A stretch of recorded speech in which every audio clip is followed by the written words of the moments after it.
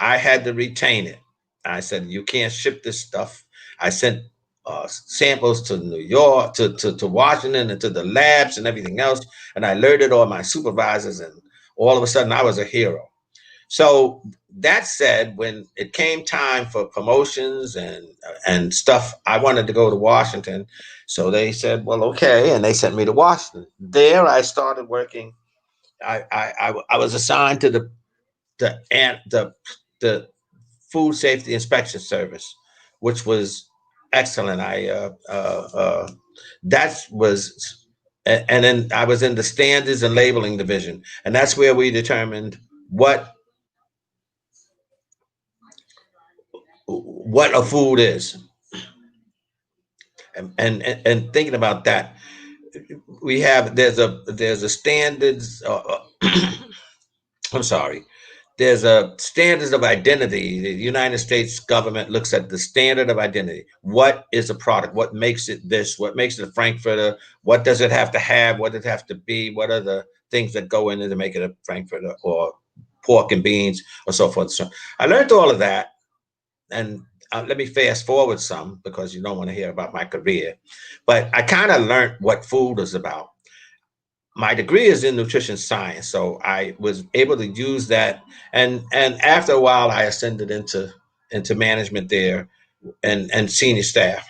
So that's where we're senior staff is where you're actually making the rules, and you're consulting with the top of the agriculture food chain to talk about what food is and so forth and so on. And I'll move on from there. And at another time, maybe we'll get into that.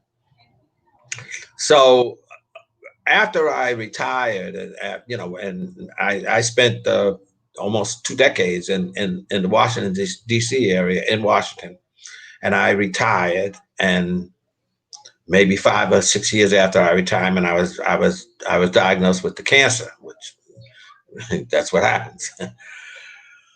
At the time, this is in 2005. I didn't. Nobody knew too much about cancer. I assumed that I was doomed, and how I didn't know how to. I didn't know what to do to manage this thing. It was the first time I even knew about cancer. Everybody I knew that had cancer had died. So I learned as much as I can. I was still living in Indiana. I learned as much as I could about the thing, and then I decided to move into. When I decided that it wasn't a lot more I can do there, I decided to relocate back to the East Coast, and to the Northeast North Carolina area, where my mother was alive in her 90s. My mother and her sisters. So I learned that, and they all had, and they actually were cancer survivors. We didn't get a lot of detail as children that they were cancer survivors. I didn't really know specifically. I just knew they had cancer, and they still alive. They were still alive and so on. And then I realized it was kind of rampant in my family. So I began to search around for a care provider that could kind of give me information as to what is going on, what is this cancer thing, how could I manage it, so forth and so on. And I happened upon Johns Hopkins. Johns Hopkins, I think, is one of the premier cancer providers in the world. I was very pleased with them, particularly when I read their literature, and they said that they thought that my cancer, prostate cancer, was dietary, had a dietary link, 90% dietary. Well, I'm sold now. Now I started to do as much research as I can. Every day I'm looking and reading and finding out what I could do to extend my life. This is in 15 years ago, 16 years ago. So I'm looking and researching and everything else. And what I thought I could do is, while I'm compiling all this paperwork and all this research and what's going on, and hey, I had a pretty good idea about some of the contamination and food and some of the substances that could cause cancer. But now I was able to couple this with the knowledge I had about food inspection, and then because I'm a cancer survivor, I'm extracting as much as information from Johns Hopkins, and I'm looking at that data, and I'm reading the data of the American Cancer Society. I put together a little folk support group In Northeast North Carolina, we had none. And that was good. I'm hearing everybody else's experiences, and I'm getting all the information from the American Cancer Society as much as they had, period, coupled with mine and so forth and so on. I started. Hello?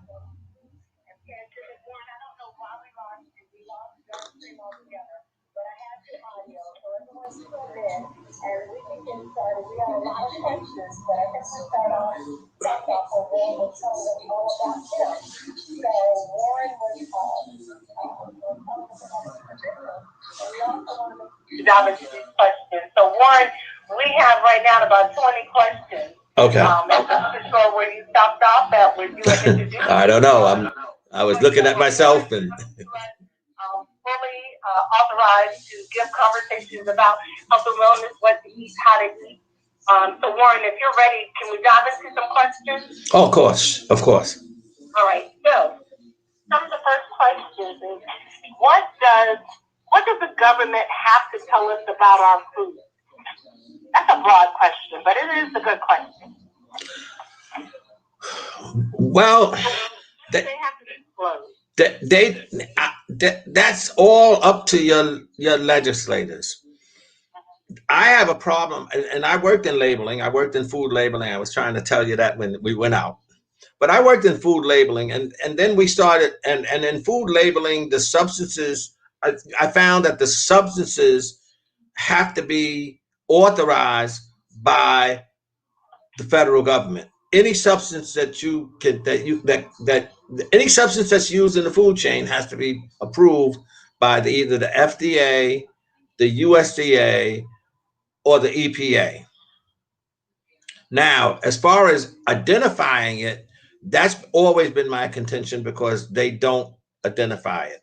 Like in poultry, 90% of the poultry has arsenic in the feed to control parasites. Well, they don't have to tell you that. They can tell you that it's arsenic free, but they don't have to tell you that there's arsenic in it. They can just tell you that they don't have any. It's the same with antibiotics, like in your. Are we coming back? Yes. I can talk about.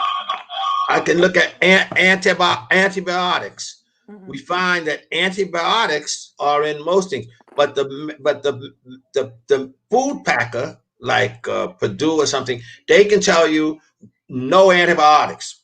Okay, they can do that, but they don't have to tell you that they have antibiotics. So assume that they do if they don't tell you that they don't, if that's clear.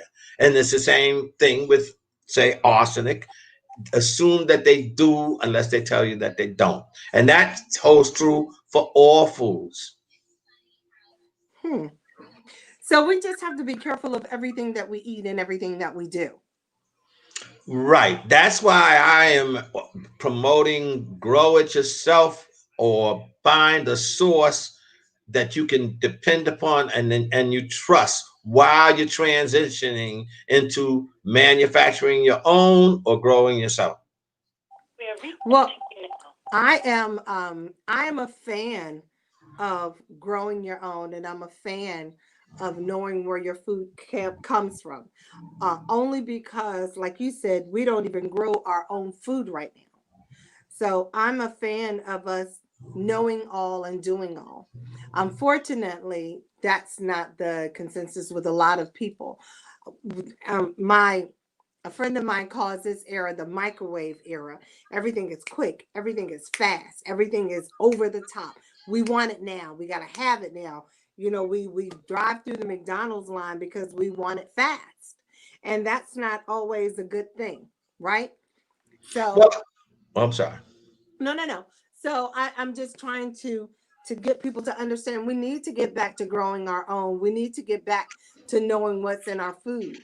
You know, our grandparents were the healthiest we will ever be because they grew their own. And we don't know what we're eating now. We're eating plastic. We're eating poop. We're eating dirt. We're eating, dead animals. We're not eating healthy. And we think we are, but we're not. Well, we don't know.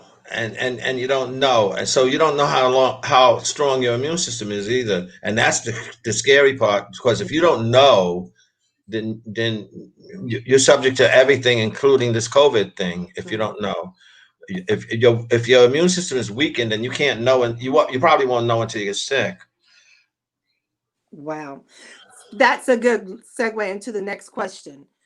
So this says my brother's kidneys are failing. We know we can't save the kidneys, but what can we do to help the kidneys? Well, kidneys is. I'm assuming I have a grandson-in-law that also has kidney failure, gets dialysis, Mm-hmm. and that's what generally happens. But that's all diet related too. Hypertension causes that, whole lot of things. I'm not a doctor, so I can't say specifically what happened, but Mm-hmm. obviously you want to do everything you can to protect your kidneys. You have to you slow protect your blood pressure. You got to try to stay away from sodium, Mm-hmm. which is a heavy metal. There's a whole lot of things you have to do that while you're waiting for the. Now on the positive side, they are doing some new things with 3D imaging and so forth and so on. They're making new kidneys and everything else. And hold on for that period, because you don't last a long time on dialysis. So you have to be just careful. You have to be really diligent in what you put in your body. You got to be diligent anyway, like Right. Vicky and I are. But for particularly with kidney, yeah, I'm reluctant to say what one should be consuming and stuff, because I don't know. That would be bordering on prescribing, and I don't like to do that. So many things that I don't like to eat, so it's hard for me to tell people what to eat. I can Right. say what you shouldn't eat, but it's hard to tell me what. It's hard to say what you should eat. I can say what you shouldn't eat and why. Okay. Okay. So we'll come back to you. And, there's one thing we know we have to do when dealing with the kidneys, and that's drink water. That's one thing Yes. you have to flush out. You have to not just for your kidney's sake, but you have to flush out all the bad with the good. So that's one thing you have to maintain. Well, the idea is not to put the bad in. Right. So you don't Right. have to flush it out. Try not to put the bad in. And that was that's been the problem, putting the bad in. So you don't want to put the bad in. Right. And we know what the bad is. It's sugar. So, as much as we love our chocolate donuts and sweet potato biscuits and pecan pies, and can't have it. Sugar Or is you can not have it usually in sugar is or not you usually the cause. yeah. Sugar is what happens after you get the disparity that you can't do after you get it. Right. Something happened prior to that caused you to have it. And it expresses itself when you consume sugar. So that's what you have. That's how you got to be. When they used to call it sugar diabetes. Well, you Mhm. didn't really get sugar diabetes from eating sugar. Usually, it's a fat that causes it, that damages your liver and reduces its ability to remove stuff from your blood. That's usually what happens. Okay. So with you saying that, what are good fats? I like olive oil. Hmm. Yeah. Saturated fats are always bad, and you can differentiate them, and it's low density fats, LDL, and you see that they have two kind of fats, HDL and LDL. The low density fats that are bad because it can get through your arteries and veins, and it can get all over the place, and it can go through the tissue, whereas high density can't. So that's it's going to be always be the better, but you Mhm. also have to have low density. So it's always a balance. So it's always testing yourself, and maybe keeping a log to say what you're putting in your body, so you can determine what the best foods for you are. And I don't like to try to do a lot of talking about what one should be eating. Mhm. Not what I kind of focus on what you shouldn't eat, and Right. then tell you to go to your phones or go to or research and look at the foods that you like and see where they fit in the whole your nutrition go-to diet, Mm-hmm. because that's the key. And you have and you need a diet for yourself, and that's got to be individual. That's your individual diet, and you have to choose that as to what you need and what the essential nutrients that you need, and then try to work around that. Okay, so one of the listeners just got a little tricky with this. So it says, so you don't want to tell us the good stuff, but what bad fish shouldn't we eat? But bad. Fish. Well, I don't eat shellfish. I don't think that that's viable. The thing about shellfish with me, I worked in meat inspection, and I know a little bit about how it works with shellfish actually, like with clams and shrimp, and they do regions of the water. If the water's contaminated, they will close the bed, and uh, but by the time they close it, some of the food stuff is on the market already consumed. In other words, they're looking for people to get sick to Mm, take action. okay. They don't particularly inspect prior to, Hmm. they inspect after the fact.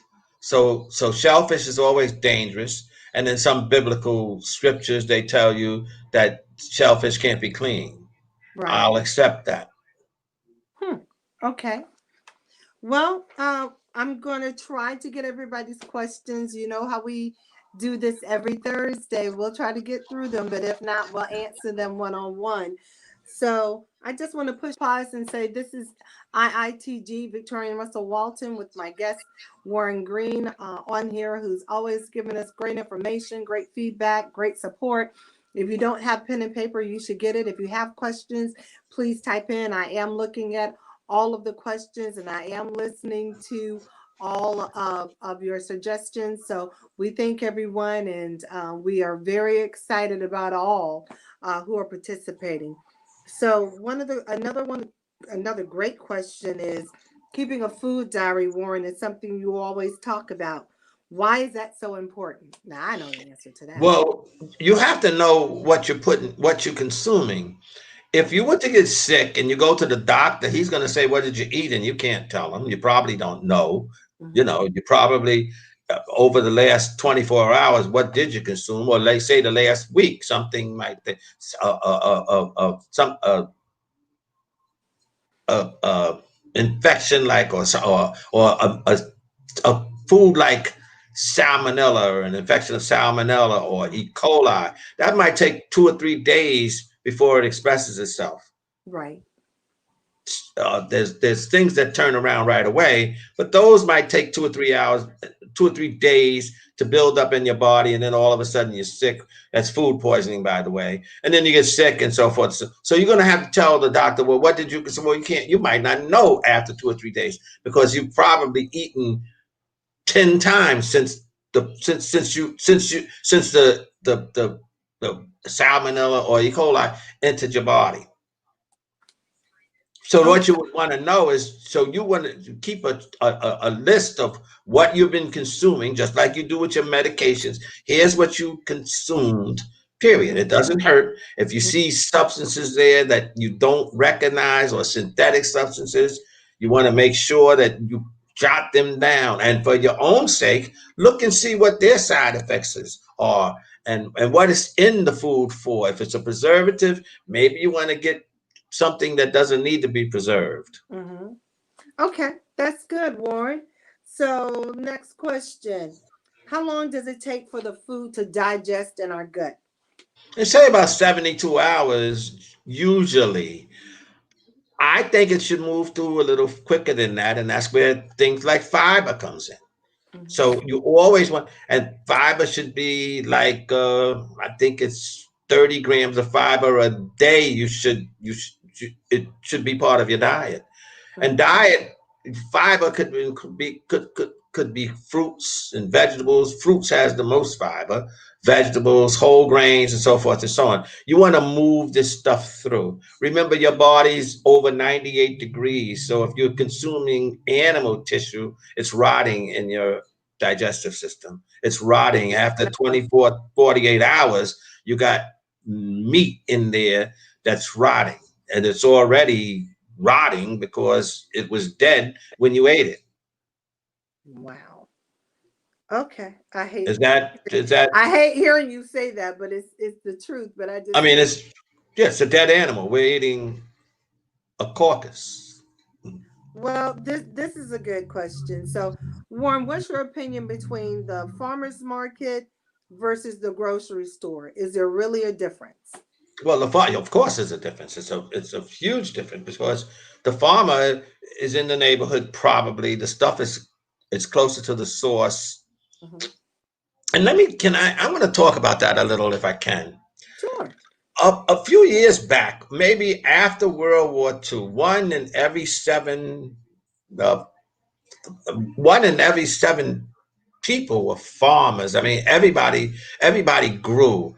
They called it sustainable farming, where you grew to feed your family. You didn't have to do major manufacturing and so forth or processing, but you grew enough when this was a kind of agricultural country like Africa is now. And if you look at Africa now and you talk about COVID, you don't see Africa nowhere, and none of the things you don't see them having huge outbreaks. It's in Europe, Asia, America, South America, but Yeah. not in Africa so much. And that's I believe because they do sustainable farming. They farm for their self and their family, enough to eat and maybe enough for their family, for so forth and so on. Early on in this thing, the United States or America had some of the best African American farmers in the world. In the world, George Washington Carver, and so forth and so on. The USDA, through their agency, Farm Service Agency, kind of systemically removed the black farmer from the agriculture sector. They had a lawsuit that was settled in 2012. But by that time, it was a class action, had 70,000 class claimants in the class action. Well, if you have 70,000 black farmers probably servicing about a quarter of a million African Americans in the rural South, Hmm. they all lost their customers. That's where most African Americans were getting their produce and stuff. It wasn't supermarkets. Supermarkets,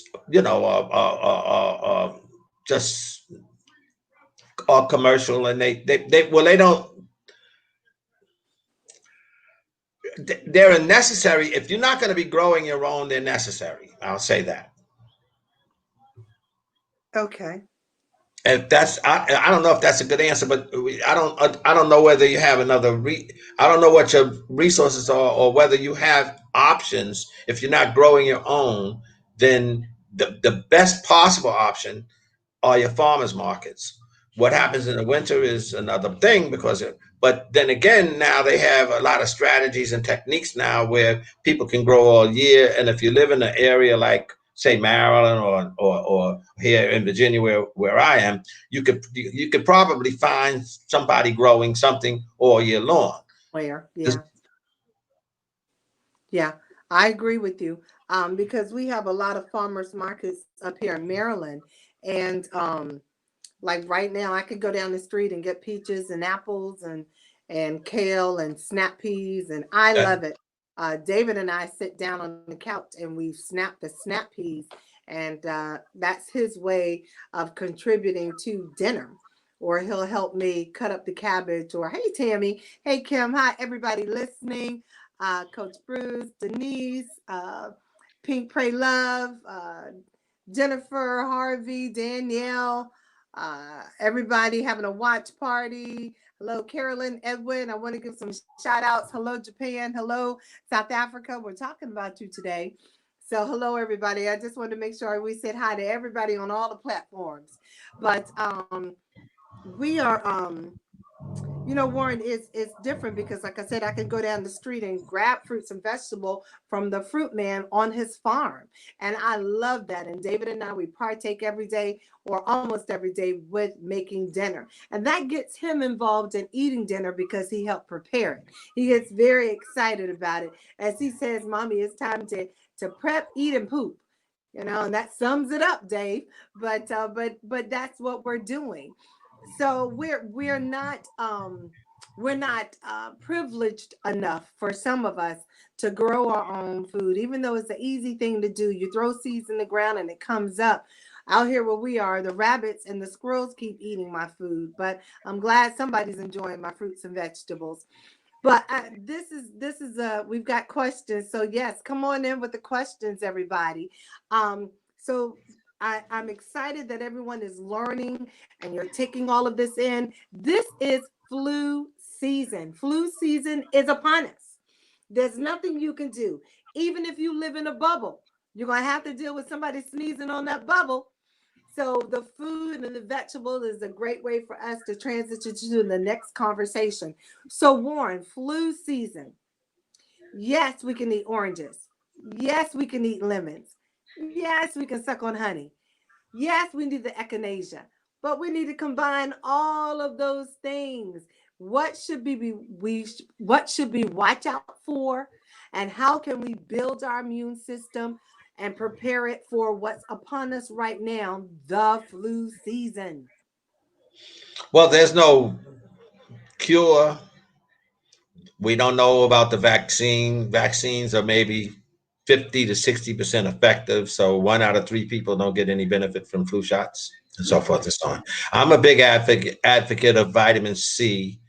I do vitamin C maybe 1,000 milligrams a day every day, and I probably did that for the last 20 years. But I'm a big advocate of vitamin C for colds. If I feel I might become a cold might be coming on, I take additional vitamin C. Okay.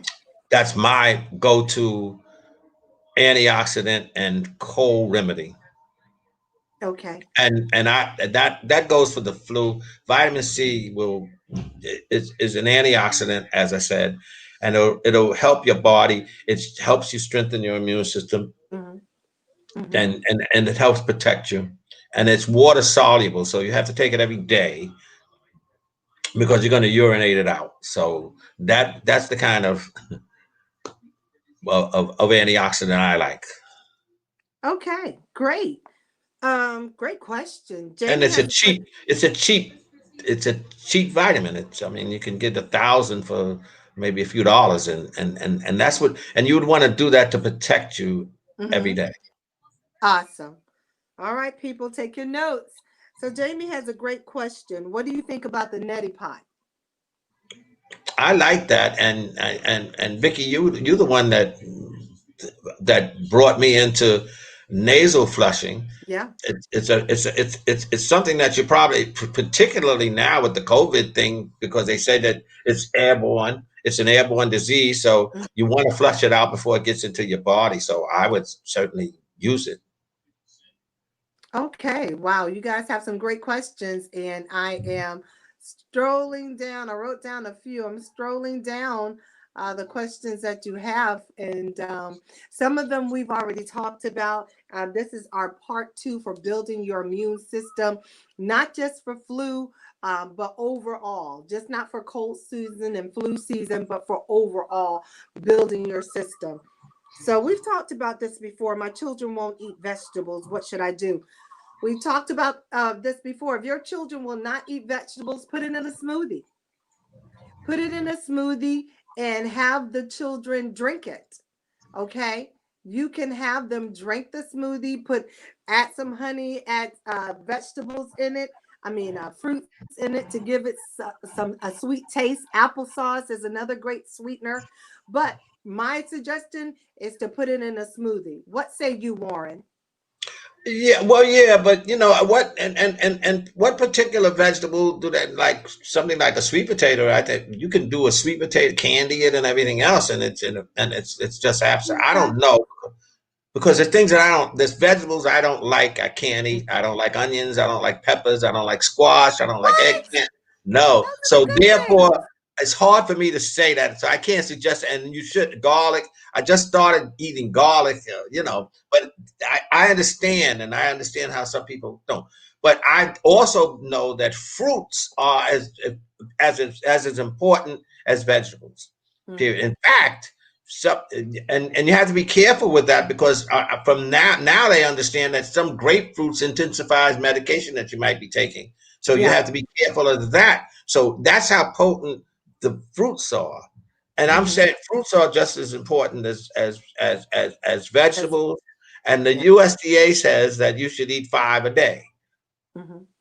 and Well, not eating until five a day might be hard for some of us, and that's why I said juicing and smoothies is another great way of getting that inside your oh system. sure. Okay.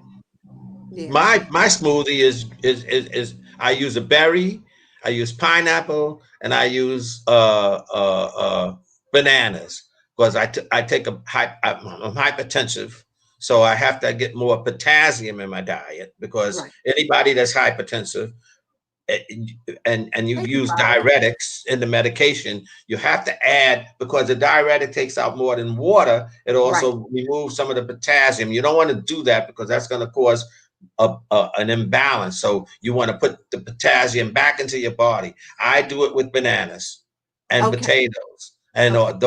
all of those things will provide you with the nutrients that you need.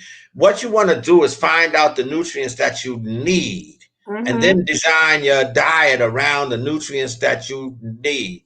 So you check out the essential nutrients, look and see what you are getting, how many of them you're getting in your diet, and Right. then plan your diet, the foods that you might like around those nutrients. Absolutely correct, Warren. And we've got a lot of great questions, but this is IITG Seasoned Sisters Speak. I'm your host, Victoria Russell Walton. I have my man, Warren Green, on the line with me as always on Yard Stream on Facebook, IG, YouTube, Tumblr. Everyone, hello. We welcome all questions and conversations. So if you have a question, please ask. But again, you can always reach us at 301-442-5105 or 301-683-8690. Again, Victoria Russell Walton. And we're going to dive into these questions because these are great questions. If you have a question, I'm definitely paying attention. It doesn't matter. Warren is great from the top of the head to the sole of the feet. He has an answer for you. So this is a great one because I think people get a different definitions when it comes to this question. So vitamin D, is it a great source from the sun, or what's the best way to get vitamin D? I soak it up through the sun, but you'll have to stay outside all day to get all the D you need from the sun. So Warren, what do you say about vitamin D?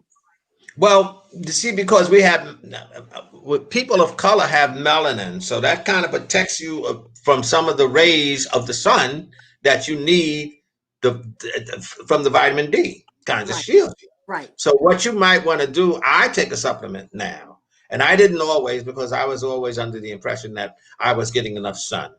right. So I take a supplement just to make sure. Now, those you can't overdo, but you need the vitamin D Mhm. because it helps you process things like calcium and everything else. So to maintain the balance in your body, you should take a supplement. I think I like, but I'm a supplement person.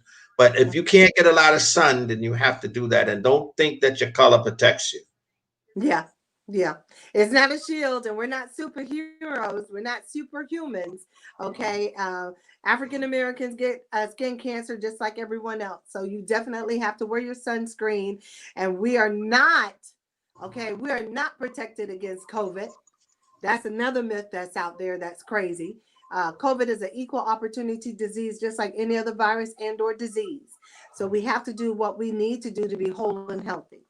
Well, they're So, finding out some things about. They are finding some things about COVID, like people that have type O blood. mhm, They have less chances of getting ill. Type O fun blood. enough. We know about food because see, I looked at when this thing first started infecting people. I looked at Africa because, and then I realized that sub-Saharan Africa should be the one that's hardest hit. Mhm. And it's not so because they are not having the infections that they're having in the rest of the world. I suspect that it gets back to our original thing that they do subsistence farming. They know what they're growing, they know what they're putting in their body, they know how they're protected, and they know what they have to do. They don't eat or consume a lot of the things that depresses an immune system. So I'm assuming that their immune systems are stronger. Of course, they're stronger because they're not getting as many infections. There's nothing to protect you from this COVID because there are no vaccines, there are no cures, and nothing. Yeah, It has to depend. You have to depend upon your body to protect you. That's exactly. why this older people whose immune systems are beginning to fade have a problem. That's why children, babies, and I guess the president is right that their immune systems are very strong because nothing has damaged it so far. So Right. it's strong, and their immune system is coming from their mother, and it hasn't been compromised until you Right. start It hasn't been putting compromised yet. You're absolutely right. They're until you stronger start now. putting cow milk in them, and then it becomes a problem. Then the body breaks down. So we've talked about this, but I'm going to answer this question again because I think it's very important. We spoke on sugar, and the question is I buy sugarless foods. I think that's the best for me and my family because there's no sugar on it. Warren and I have talked about this a million times. You may say there's no sugar, but you better believe there's sugar in there. Tell them, Warren. Yeah, there's always sugar. I mean, and it comes in all kind of forms. Right. But if it's sugar, well, then what are they substituting it for? And Mm-hmm. and I like the idea that you're trying not to remove that from your family, but think about what they are substituting it for. And if it's something synthetic, you might want to rethink the synthetic.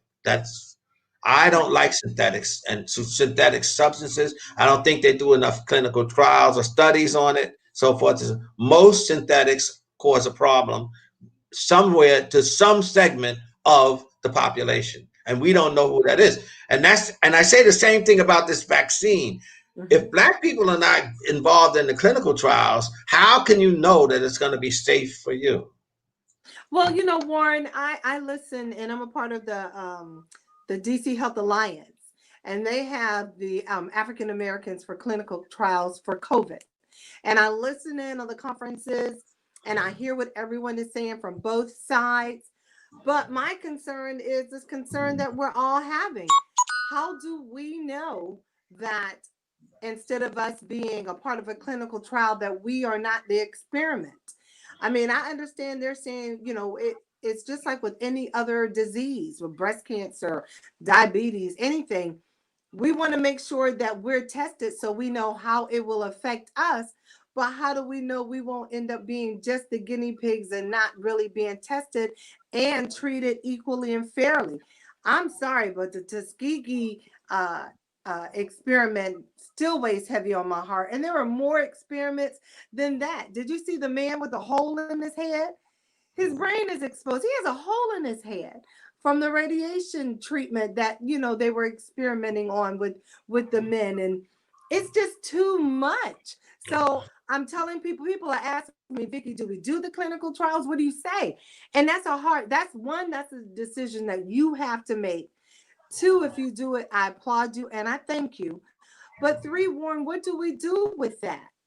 Well, I'm a Tuskegee alumni, so I'm very very familiar with that clinical trial Yes. and how they withheld medication and everything else. But trials, they have to do trials, and if you have cancer, that's the only thing that's got to be a strategy. Right. because right now they have four things that can help you with your cancer, that might be able to manage your cancer. So there's no way for them to know whether something's going to work unless they do a trial. and Right. and so I'm an advocate for trial. In fact, I had a trial when I first went to Hopkins. They controlled my cancer for 3 years with Wow. muscadine grape skin, period, in capsule form. I did that 3 times a day, and they controlled it. They kept my PSAs down and everything else, and I was monitored regularly. And that's the whole name of the game. But I can clearly understand why anybody doesn't want to get into a vaccine. I'm not going to try to influence opinions or anybody's thoughts about vaccines. I am not a huge advocate on something, being I'm a gambler. If something's got to do better than 60% for me to try to take it. Hey. So we've got people. Hi, everybody tuning in. This is IITG Seasoned Sisters Speak with your host, Victoria and Melissa Walton and Warren Green. We're discussing building your immune system, not just for the flu season, but for overall. And Warren and I were just discussing sugars, fructose, and building your immune system to be whole and healthy, and your families. So we've gone over sugar. We talked about vitamin D. We've talked about the nasal flushing. We've talked about the flu shot and season. Well, we haven't touched on the flu shot yet. Eating vegetables in the farmers market. So Warren, let's talk about the flu shot. People are wondering, do you get it? Should you get it? Does this cover the flu from last year? Should you get the flu and the pneumonia shot? What's your opinion on that? Well, that's the problem, because it doesn't go from year to year. It's a different flu. That's why I'm 81 years old. I'm a octogenarian, and they've been talking about finding a vaccine for the common cold forever. Well, the common cold is a coronavirus, and we're dealing with corona. I Yes, suspect that three. they're never going to find a vaccine. You're never gonna do it it's a life form. You're not gonna get rid of it with an injection, and it's always gonna mutate to something else. It's got to be your body protecting you. It There's does. billions It and really does. billions and billions of viruses around here. They say there's more viruses than there are stars in the sky. So they can't find enough vaccine. This is the sexy one now. We're trying to find a vaccine, pay somebody millions of dollars. Next year there'll be another virus. There's It will. Ebola. There's always a virus. So Right. the root has to be, I got to fix my body. I got to Mhm. start understanding what's happening. If the more you pollute the environment, well, the more viruses Yeah. you're gonna be exposed to. Yeah. Now It's it's just, about now we got a virus now that you can take a breath and it could be your last. it That's could. very scary. Yeah, and I don't think we're also remembering that we've been in the house. So our body, all of this time we were outside, we're fighting viruses every time we walked out the door. And our Yes. body was doing a great job of that, knocking it out, kicking it out, karate chop, how we play with our kids. And now that we've been in the house and we're trying to go back out, our body is like, wait a minute, hold it. You're not exercising like you used to. I can't fight this. You don't take your vitamins like you used to. I can't fight this. We were fighting viruses and things that we will never know and understand. So now we have to get back to building our body back up. Think about it. For those of you who have been home with your kids, when's the last time you've worked out? When's the last time you taken all your vitamins? When's the last time you just went for a walk with your kids? I mean, walking 30 minutes a day can help build your immune system. When have you done that? Are you taking your multivitamins like you should? Or are you on the couch eating potato chips, drinking sodas, eating ice cream, cookies? Not saying anything's wrong with that in moderation, but just look at what we're doing compared to what we were. We were on the go. We were out the door. Pop the vitamins, get your breakfast, let's go. We're not doing that anymore. So now our body has to start all over with building. And let me tell you something, exercise is important. As we once heard, this virus likes for us to sit down, to lay down and be dormant. You can't be dormant.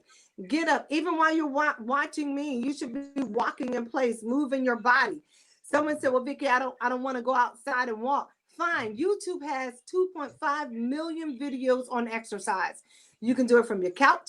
You can do it from the bathroom. You can do it from the bed. Wherever you are, you can get your exercise on. So there's no excuse. We've got to get back.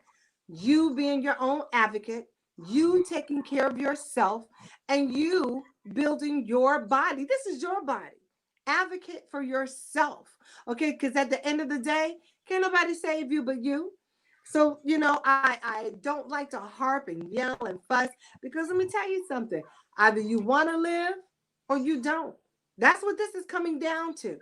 This purge is taking the new and the old. All right. And it likes the sickly. And if they get away with Obamacare, all of these people with pre-existing conditions, y'all better stop playing with this thing. It's about to get serious. And I'm not telling you who to vote for. I'm just saying whoever you vote for, just get out and vote. Don't be a part of the problem if you're not going to vote.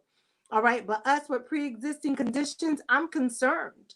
Okay. Especially if you're not eating healthy, especially if you're not exercising, especially if you're not doing what you're supposed to do. All right. We've got to get back to being whole and healthy. And just to segue into the next topic, which is us mentioning, because I can't believe we have 8 minutes left. Pinky Party this Saturday. If you've not gotten your ticket, get your ticket. It's free breast cancer event on the couch. Warren is going to be there. I'm going to be there. We have lots of guests and specialists coming in to talk to you, explaining mammograms. There's free giveaways we're giving. We still have raffles. There's going to be music. We're going to have food. Yes. How am I going to have food? Fix your own food. You're at home. Fix it on the couch and eat whatever you want to eat. But make sure you put some clothes on if you're going to be on Zoom and decent and in order, people. But 10:30, we're coming on Facebook and we're the Zoom attached and StreamYard. Please get your tickets. Please register everybody in your family. It's going to be a great time. The first virtual Pinky Party. It's a Pinky Party. And yes, I'm sitting on the pink couch. I don't know if you guys can see my pink couch. I am. She's on the famous pink couch. Yes, she is. And I love it. But if you have time this Saturday, please join us for the first virtual Pinky Party. We are so excited to have you as our guest. But we've talked about building your body. We've talked about building your immune system. Warren, we have 6 minutes left. So, Warren, I'm going to give you 2 of those minutes to tell the people whatever you need to tell them to get them whole and healthy. I think when you start, since it's political season, I think you start thinking about healthcare particularly. I'm I frankly believe that nobody should have to pay for healthcare for anything, because if the government is complicit in some of the health disparities, Yeah. it's immoral for you to have to pay to get well. They ought to take care of that. And I'll say that, and that's for the politicians to understand that when you do when the government does things like that, removing the black farmer and so forth and so on, and cutting them out of the food chain, and therefore, and then they don't get that their customers can't get the food that they need, and it's gonna, and then causes them health disparities, then they have to pay for it. It's a double whammy. It's not fair. Period. I've never thought that having to pay for food, and every substance in the environment has to be approved by the federal government. Every single substance. And if that's the case, because nothing can get into the food chain or into the water or into the air without the government approving it. And if that's the case, then they're complicit in most of the illnesses, because most of the illnesses are part of the environment. It's not hereditary. Hereditary might be 10 to 15% of most illnesses. All the rest of it is environmental. Well, we've talked about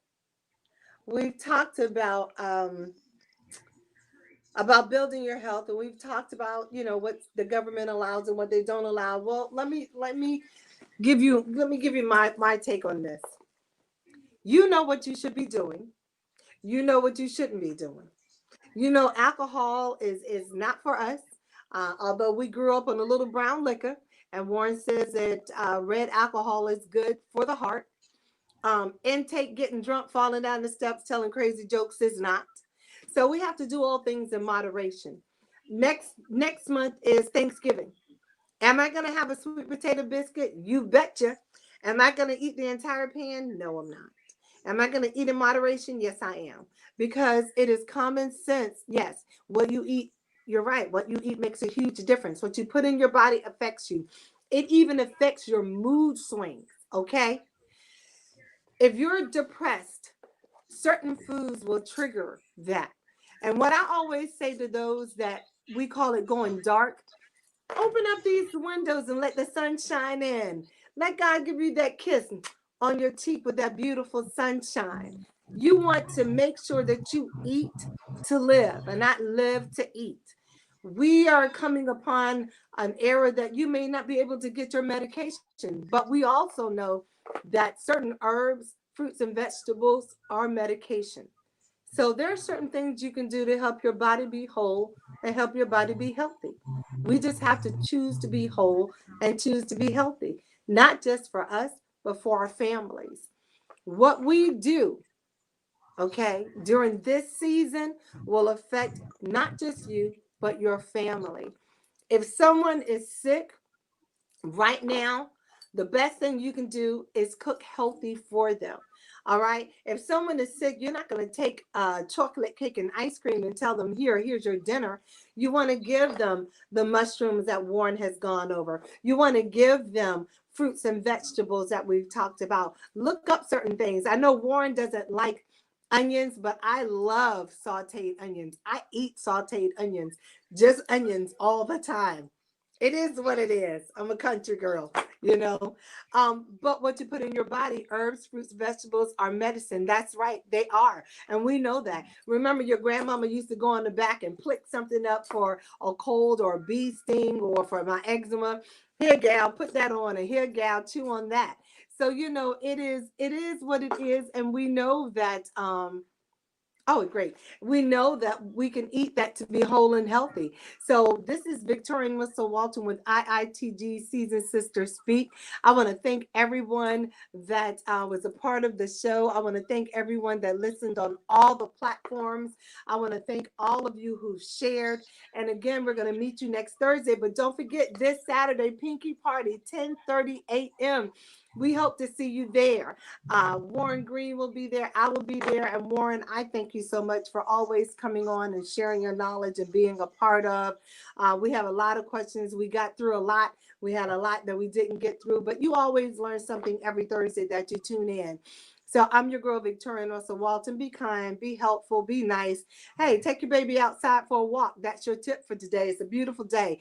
Let the fresh air and your sun get in your lungs. And if somebody walks past you, put your mask on. And when they go away, put your mask back off and just intake that fresh air because we need some fresh air in our lungs. So we thank everybody. That's people calling now. We thank everybody. Be whole and healthy, but again, be kind. Bye, Warren. I will see you Saturday. Bye, Okay. everybody.